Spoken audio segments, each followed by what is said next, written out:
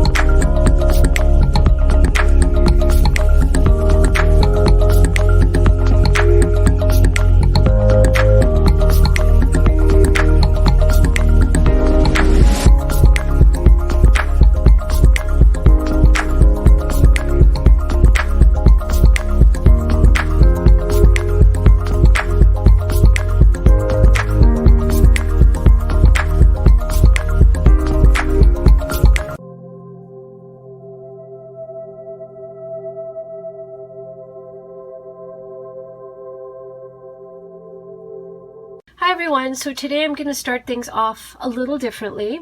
I'm not going to go over the main list of ingredients because we are going to be making some of the ingredients for this dish as we go along. So it's going to be very difficult to list them before I start cooking. So I'm going to be cooking up some of the ingredients, and that's why, because the ingredients will be listed in the description box, I thought I would just go ahead and mention the ingredients and explain what I'm doing as I cook this beautiful, beautiful dish. So first, what I'm doing is I have my pot and I have some ghee, and I mixed just a little bit of vegetable oil with the ghee, and I have it on medium. And I have some onions that have been pureed. Now you can just grate them if you want, or you can just put them in the blender as I have. And what I'm going to do is just brown these onions. And while I brown the onions, I'm going to be making my spice mixture. So while the onions are frying, I am going to put together my spice mixture. So I have some turmeric here, and I'm going to put to that a bit of cayenne. We can't, in our household, we can't have too much heat, so I'm going to be very, very conservative with my cayenne, and you can obviously use even more than that or less, whatever you prefer. So I have my cayenne and my turmeric, and I'm going to be adding some cumin and coriander powder.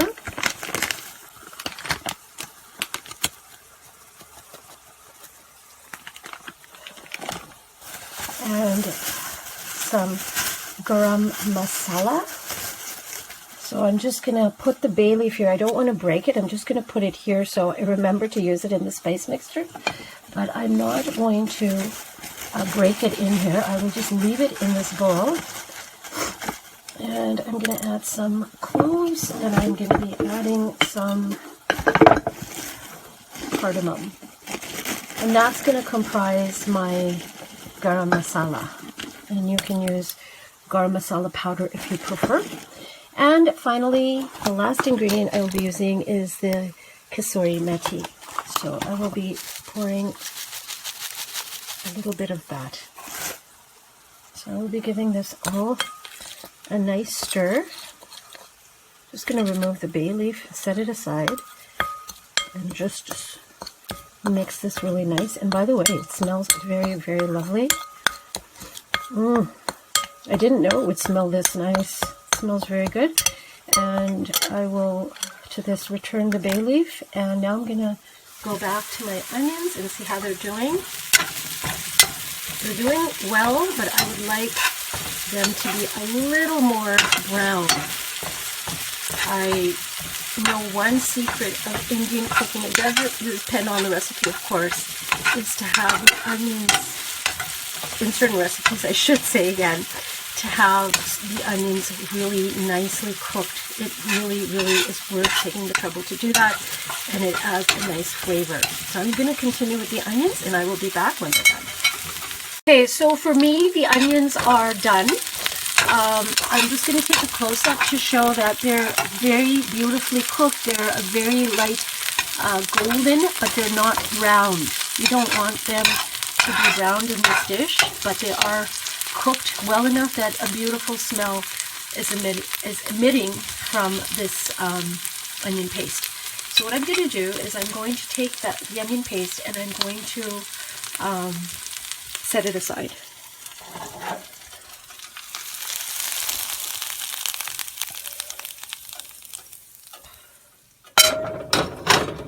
Okay, so I have my onions emptied into another, set aside I should say, and I added some vegetable oil to the pan, but I did not wash out the pan. It still has the flavor of the ghee mixed with vegetable oil. So what I'm going to do is now I'm going to take my chicken, I'm just going to put a bit of salt on the chicken, and then I'm going to take the chicken and I'm going to brown them, because this will add some flavor, extra flavor to our dish. So we have, you can use whatever kind of meat you would like, type of chicken part you would like. I'm using 4 drumsticks, but you could use sides, you could even use white meat if you prefer. I prefer dark meat, and I have some drumsticks handy, so that's what I'm going to be using. So I'm just going to be browning the chicken, and then moving on to the next step. Oh my goodness, does the kitchen ever smell good? So I have the chicken pieces, I just turned them over, and I just browned them. So I'm just going to put them, set them aside in this tray.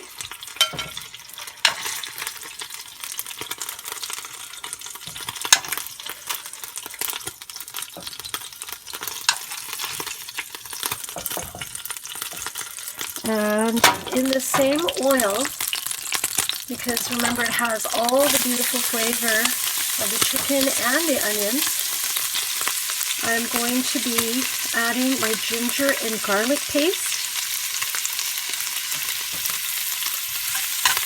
The smell is out of this world. Oh.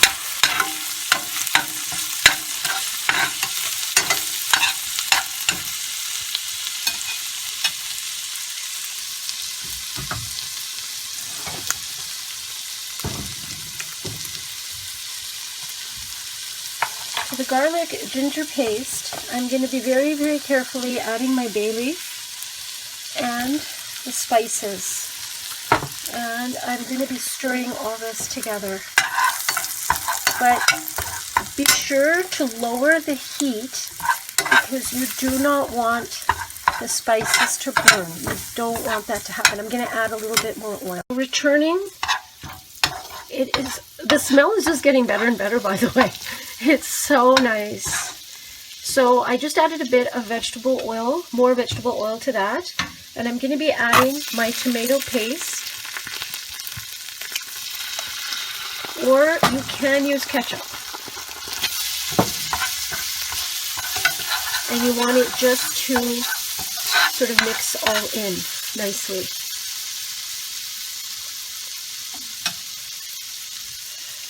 Okay, so to this beautiful mixture, which I'm just reminding again, you want to have it on low because you do not want to burn the spices. I'm going to be adding back in my pureed onions that were lightly fried.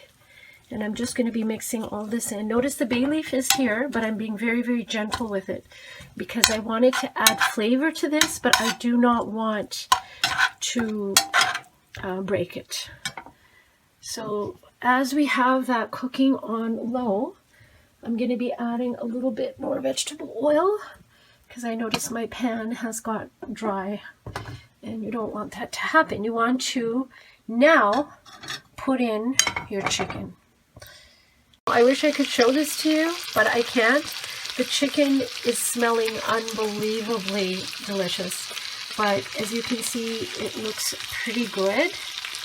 And I've just been cooking it in this beautiful sauce, making sure that it has, it's covered with sauce. So what I'm going to do now is really the final part. Now, before I forget to mention, you can use coconut milk, but I'm just going to be using water because we don't have coconut milk, and you can do this without it.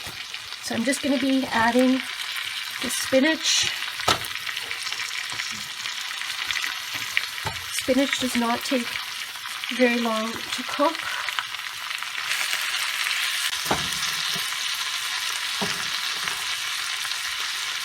I'm going to be adding some water, and I'm going to be adding a little bit more water, and then I'm going to be covering it and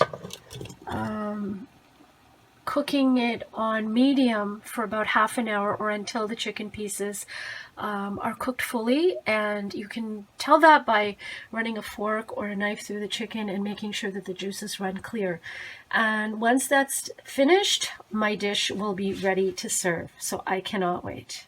What I thought I would do is I would come back and I took the chicken pieces out and I wanted to show, I added about a good 3 cups of lukewarm water, and this is a large size pan, and I wanted to show you sort of the consistency of what it is now, because remember, you want enough liquid so that the chicken can cook covered. And this is the texture of the gravy or the sauce as it stands right now, which I think is fine, and you can always add more water if you need to. And I thought I would show you that because that way you can see what it looks like. And then now what I can do is come back, and my goodness, does the kitchen ever smell amazing. So I'm going to see how the chicken looks, and it does look really, really good, and it looks like it is done. And I am so excited. I'm just going to serve this, and I wanted to say, oh my goodness, does it ever look good? You can see where it was browned, and I wanted to state that this chicken was not difficult to make.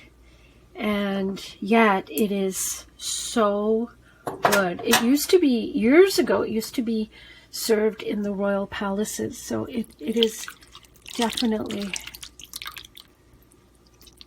and we still have our bay leaf intact the way I had it. I can't get over how good this looks. And there you go. I can't resist. I'm going to have a taste of just the spinach and the gravy.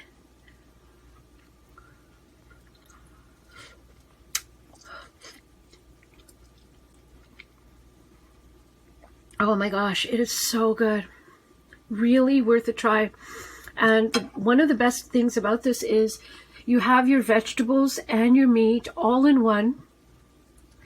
And also, if you serve this with rice or with gluten-free bread, then the whole dish will still remain gluten-free.